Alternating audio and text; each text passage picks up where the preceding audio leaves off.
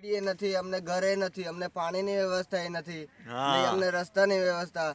હવે વીજળી અને ઘર અને રોડની વ્યવસ્થા ઠીક છે, પણ અમને હજુ પાણીની વ્યવસ્થા આલિયાબેટની અંદર જો થઈ જાય તો આલિયાબેટનો જત સમાજ રાહતનું શ્વાસ લઈ શકે એમ છે.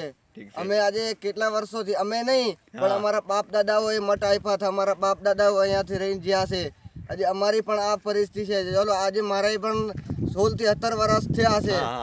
અમે વોટ આપ્યા છે, પણ વોટની કોઈ કદર નથી. અમારા કેટલા વર્ષોથી આજે અમારા વોટ જ્યાં છે સરકારમાં, અમારા બાપ દાદાઓની આ પરિસ્થિતિ હતી. આ પેલા નર્મદાનું પાણી હતું, એ નર્મદાનું પાણી આવતું હતું, એ પણ હવે બંધ થઈ ગયું ઉપરથી. એટલે નર્મદાનું પાણી ખારું થઈ ગયું.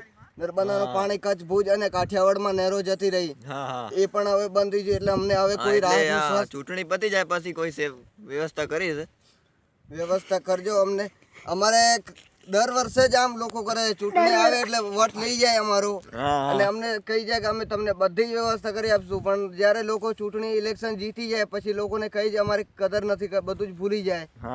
આજે કેટલા વર્ષો છે, આજે લગભગ અમને આમ લોકોએ ખોટા બાના કાઢતા લગભગ કેટલા હોલથી થઈ ગયા આમ લોકોને. એટલે અમને સરકાર દ્વારા કોઈ મદદ કરવામાં આવી નથી. ના મદદ કરીશું જરૂર, તો મદદ કરજો અમને. ઘર અને વીજળી અને રસ્તાની વ્યવસ્થા, અને છેલ્લે આ આલિયાબેટની અંદર આ એક નહેરની વ્યવસ્થા, પાણીની વ્યવસ્થા કરી દેશો ને તો પણ આલિયાબેટનો જટ સમાજ રાહતનું શ્વાસ લઈ શકે એમ છે. એ પણ વાત ઠીક છે. ઘર અને તમે રસ્તા બનાવી આપશો, વીજળી પણ અમને અપાવશો, એ પણ વાત ઠીક છે, એ પણ વાત સારી છે, એ પણ થશે પછી. પણ પહેલી વ્યવસ્થા આ છે કે અમને પાણીની વ્યવસ્થા કરી આપશો તો બહુ અમે રાહતનું, અમે અમારા આ પશુપાલકો રાહતનું શ્વાસ લઈ શકે એમ છે. ઠીક છે.